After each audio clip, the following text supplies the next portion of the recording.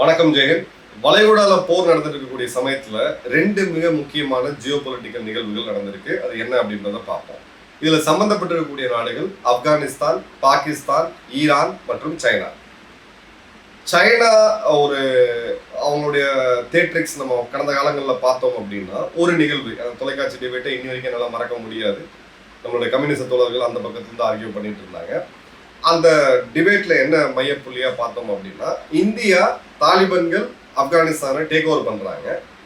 அங்க இருக்கக்கூடிய இந்திய தூதரகத்தை நம்ம மூடிட்டு நம்மளுடைய அங்க இருக்கக்கூடிய தூதரக அதிகாரிகள் மற்றும் சிஆர்பிஎஃப் வீரர்களை வெளியேற்றுறோம்.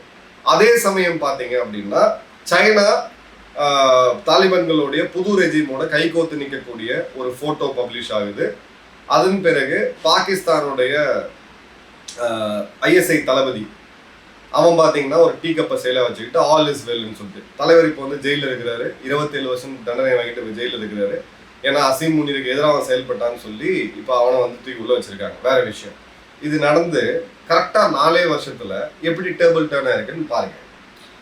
இந்தியா தாலிபான் அரசாங்கத்தை அங்கீகரிக்கிறாங்க.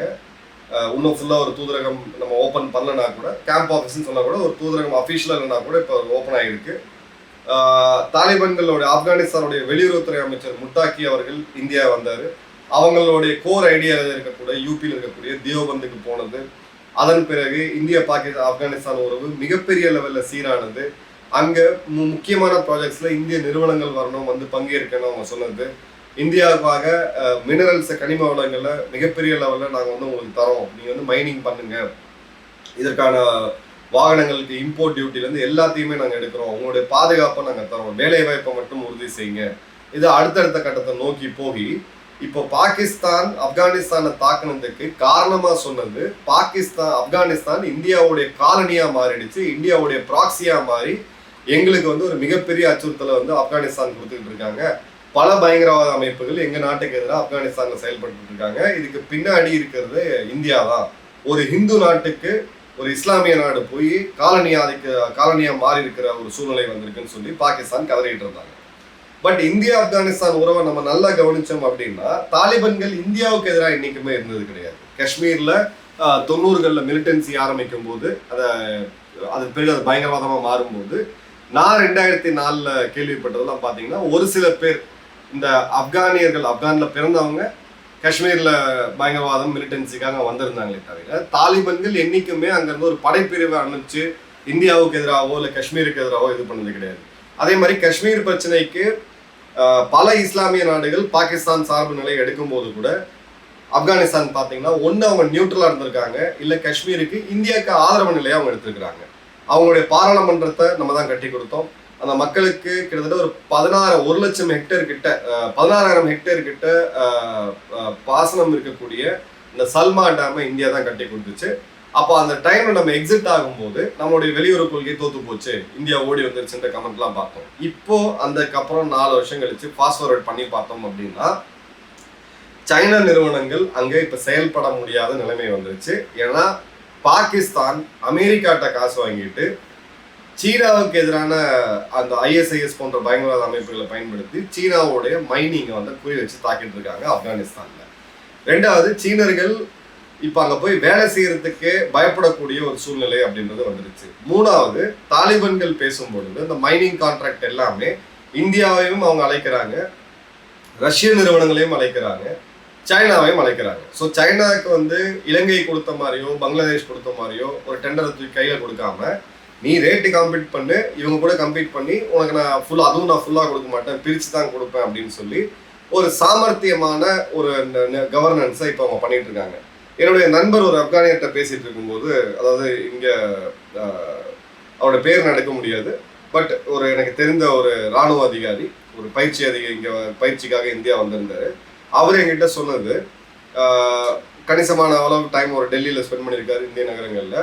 சார், உங்கள் ஊரை விட இப்போ காபூலை வந்து நாங்கள் சூப்பராக பண்ணிட்டோம், காபூலோட மேயர் வந்து அந்த அளவுக்கு நகரத்தை சுத்தமாகவும் சாலைகள்லாம் பார்த்தீங்கன்னா குண்டு குழி இல்லாமல் இருக்குன்ட்டு.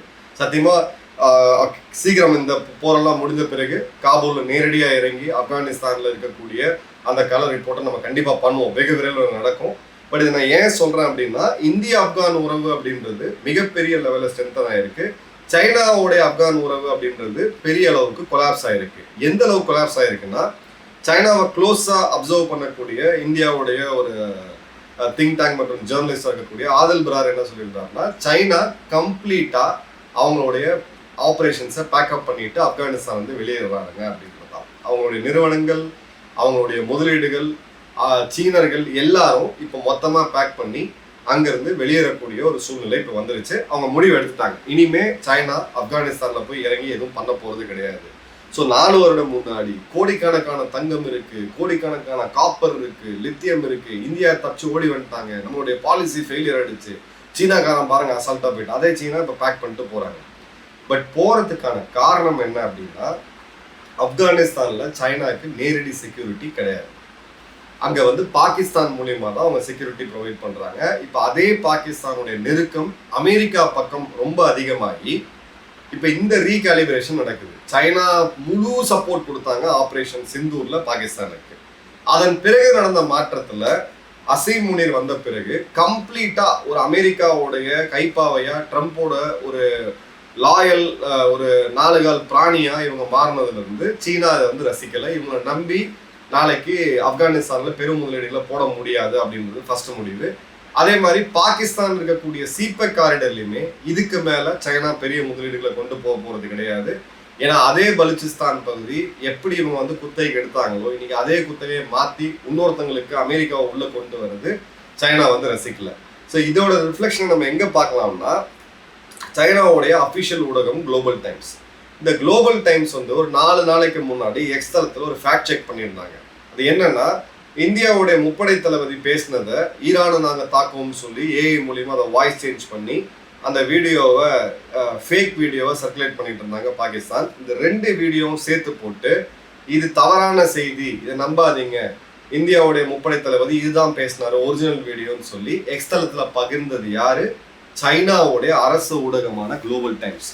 இது எனக்கு காலையில் ஏஞ்சி பார்க்கும்போது நான் அந்த ஐடியை போய் செக் பண்ணேன், ஒருவேளை ஃபேக் ஐடியா வேணுமே போடுறாங்கன்ட்டு. ஏன்னா அந்த அளவுக்கு பெரிய ரீஅலைன்மெண்ட் இப்போ நடந்துட்டு இருக்கிறத நம்ம பார்க்குறோம். ஸோ பாகிஸ்தான் அமெரிக்கா சார்பாக போயிட்டு இருக்கு, ஆப்கானிஸ்தான் கம்ப்ளீட்டா இந்தியா சார்பாக வந்துகிட்டு இருக்கு, சைனா ஆப்கானிஸ்தான்ல இருந்து வெளியேறாங்க, பாகிஸ்தான் வந்து தங்களோட ரிஸ்கை வந்து கம்மி பண்ணணும் அப்படின்றத அவங்க பார்த்துட்டு இருக்காங்க. அதே மாதிரி இந்தியா கிட்ட வரக்கூடிய ஒரு சூழ்நிலை நம்ம பார்க்குறோம். ஏன்னா இந்த நடவடிக்கைகள்லாம் எடுக்கும் பொழுது இந்திய அரசாங்கம் ஒரு அறிக்கையை வந்து கொடுக்குறாங்க. ஒரு பாராளுமன்றம் நடக்கும்போது ஒரு முடிவு எடுத்திருக்காங்க. அந்த அரசு முடிவு என்னன்னா, இந்தியாவை சுற்றி இருக்கக்கூடிய நாடுகள், அதாவது இந்தியாவுடைய எல்லை இருக்கக்கூடிய நாடுகள் 10% அளவுக்கான முதலீட்டுக்கு இந்தியாவுடைய அரசாங்கத்தோடைய கிளியரன்ஸ் தேவையில்லை அப்படின்ட்டு. ஸோ இப்போ ஒரு நிறுவனத்தை நம்ம துவங்குறோம் அப்படின்னா, நம்ம சுற்றி இருக்கக்கூடிய நேபாள், பூட்டான், பங்களாதேஷ், சைனா, பாகிஸ்தான் போன்ற நாடுகள், இதில் பாகிஸ்தான் நம்ம சேர்க்க மாட்டோம், சைனா 10% வரைக்கும் முதலீடுகளை இந்தியாவில் பண்ணலாம் அப்படின்ற ஒரு வெய்வரை நம்ம கொடுத்துருக்கிறோம். அதே சமயம் இது எப்போ நம்ம நிறுத்தணும்? 2020 ஜூன் மாதம் 15 கல்வானுக்கு பிறகு, நம்மளுடைய வீரர்கள் இறந்த பிறகு சைனீஸ் இன்வெஸ்ட்மெண்ட்ஸை நம்ம கம்ப்ளீட்டாக பிளாக் பண்ணுறோம். இப்போ அந்த ரீகாலிபிரேஷன் எந்த அளவுக்கு வேகமாக நடந்துட்டு இருக்கு அப்படின்றத பார்க்குறோம். அதே மாதிரி இன்னொரு செய்தி நம்ம ஒத்து பார்த்தோம் அப்படின்னா, அமெரிக்காவுடைய இப்போ இந்த அழுத்தம் இந்தியா மேலே இருக்குது, இதெல்லாம் ஒரு பக்கம் பார்த்துட்டு இருந்தாலும் இப்போ கத்தார்ல இருக்கக்கூடிய ஃபெர்டிலைசர் சப்ளை இந்தியாவுக்கு கட் ஆகுது. இப்போ அடுத்த ஒரு 4 மாதம் 5 மாத காலத்துல நம்மளுடைய ஆடிப்பட்டம் பருவமழை ஸ்டார்ட் ஆகும் பொழுது நமக்கு நிச்சயமா உரம் அப்படின்றது தேவை. உரம் இல்லாத விவசாயம் நானும் பண்ணிட்டு இருக்கேன். பட் நம்ம ப்ராக்டிக்கலா பேசணும் அப்படின்னா, இவ்வளவு மக்கள் தொகைக்கு உணவு தேவையை பூர்த்தி செய்யறதுக்கு செயற்கை முறை விவசாயத்தை நம்ம எடுத்து வேண்டிய கட்டாயம் இருக்கு. கம்ப்ளீட்டா நம்ம இயற்கை விவசாயத்துக்கு ஒரே நாள்ல மாற முடியாது. அதுக்கு அடிப்படை தேவையான உரம் சைனாவில் இருக்கக்கூடிய ரிஃபைனரியில பெரிய லெவலில் இருக்கு. ஸோ சைனாவுடைய அரசாங்கம் இப்போ இந்தியாட்ட பேசிட்டு இருக்காங்க, உங்களுக்கு தேவையான உரத்தை நாங்கள் கொடுக்குறோம்ட்டு. ஏன்னா சைனா வந்து நெட் இம்போர்ட்டர் ஆஃப் ஃபுட், இந்தியாட்ட வந்து நிறையா அவங்க வந்து இது பண்ணுறாங்க. ஸோ மேஜர் கேலிபிரேஷன் நடந்துகிட்டு இருக்கு. ஸோ ஆப்கானிஸ்தான் மேலே தாக்குதல் நடத்தினதுக்கு இப்போ இருக்கிறதுலேயே ஹாட்டான பார்டர் பாகிஸ்தானுக்கு எதுன்னு பார்த்தீங்கன்னா, இந்தியா பாகிஸ்தான் பார்டர் கிடையாது, ஆப்கானிஸ்தான் பாகிஸ்தான் பார்டர். இப்போ சவுதி கிட்ட வாங்கின பணத்துக்கு இவ்வளோ நாள் உட்காந்து ஓசியில் தின்னுட்டு இப்போ சவுதி பிடிச்சி நெருக்க ஆரம்பிச்சிட்டாங்க. பாகிஸ்தானுடைய பிரதமரை வந்து கூப்பிட்டு அமைச்சிருக்காங்க, சபாஸ் ஷெரீஃபை கூப்பிட்டு அமைச்சிருக்காங்க. சவுதி தரப்புல யாரை போய் பார்க்குறா அப்படின்னு பார்த்தீங்கன்னா, அவங்களுடைய பாதுகாப்புத்துறை அமைச்சர். ஸோ இவதான் உனக்கு அளவு வெயில், நீ எனக்கு அடியால் அனுப்புறே இல்லையா, இங்கே நீ என்ன பண்ண போறியா? ஆனால் சவுதிக்கு வந்து எண்ணெய் கிணறுகளை செக்யூர் பண்ண வேண்டிய கட்டாயம் நிச்சயமா இருக்கு. இப்போ நீ எங்கெங்கெல்லாம் நீ போய் ஃபைட் பண்ணுவ? சவுதியில போய் நீ ஃபைட் பண்ணுவ, ஆப்கானிஸ்தானை ஃபைட் பண்ணுவ, சவுதியில் நீ போய் ஃபைட் பண்ணினா ஈரான்காரங்க உன்னை இங்கே அடிப்பான். ஸோ ஈரானோட நீ சண்டை போட்டாகணும். இந்தியாட்ட உனக்கு கஸ்வா இந்துன்னு ஒரு ப்ராஜெக்ட் இருக்கு, அப்போ நீ இந்தியாட்ட சண்டை போட்டாகணும். இப்போ சைனாவையும் பார்த்தீங்கன்னா முதுகுல குத்திட்டு சீனாக்காரங்க இப்போ வந்து புரியுது இதாக இருக்குன்னு சொல்லிட்டு. ஸோ இது வந்து ஒரு இந்த ஃப்ரீயாக சாப்பிட்டுக்கிட்டு இந்த பேக்கரி டீலிங் போட்டுக்கிட்டு ஊரை ஏமாத்திட்டு சுற்றிட்டு இருந்த பாகிஸ்தானுக்கு இப்போ அந்த எண்டு கார்டு கிட்டத்தட்ட வந்துட்டு இருக்கு. ஆப்கானிஸ்தான் இவங்களுக்கு ஒரு மிகப்பெரிய எதிரி. ஆப்கானிஸ்தான் பாகிஸ்தானுடைய போர் சிறு லெவலில் போயிட்டு இருக்கு. இப்போ ஈரான் இவங்களை சந்தேகனோட பார்க்குறாங்க. சவுதி நீ ராணுவத்தை இப்போ இவ்வளோதான் காசு வாங்கி சாப்பிட்டல எனக்கு ராணுவத்தை அனுப்புன்னு சொல்லிருக்காங்க.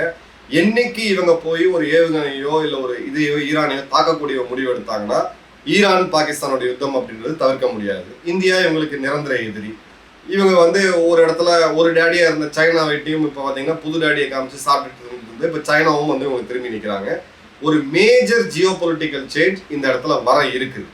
ஆனால் இந்தியாவும் சைனாவும் நாளைக்கு நட்பு நாடுகளாக மாறி ஒரே பாதையில் பயணித்து அமெரிக்காவை எதிர்த்து நிற்குமா? கண்டிப்பாக கிடையாது. ஏன்னா சைனாவுக்கு இந்தியாவுடைய டெரிட்டரி மேலே அம்பிஷன் இருக்கு. நம்மளுடைய நிலத்தின் மேலே அவங்களுக்கு வந்து அந்த ஆக்கிரமிக்கணுன்ற அந்த வெறி இருக்கு. ஸோ பார்டர் செட்டில் ஆகாத வரைக்கும் இந்தியா திபேத் எல்லை, இந்திய சீன எல்லை செட்டில் ஆகாத வரைக்கும் இந்தியாவும் சைனாவும் ஒன்னா சேர்ந்து பயணிக்க முடியுமா அப்படின்னா நிச்சயமா முடியாது. பட் ஒரு ஜியோ பொலிட்டிக்கலா ஒரு மேஜர் சேஞ்சா இதை நம்ம வந்து கிளியரா பார்க்கலாம். எங்கேயோ நடக்கக்கூடிய யுத்தம் எந்த அளவுக்கு ஜியோ பொலிட்டிக்ஸை மாத்துறதுன்றதுக்கான ஒரு பெஸ்ட் சான்று தான் இப்ப நடக்கக்கூடிய நிகழ்வு. மீண்டும் ஒரு வீடியோவில் சந்திப்போம். நன்றி, வணக்கம், ஜெயஹிந்த்.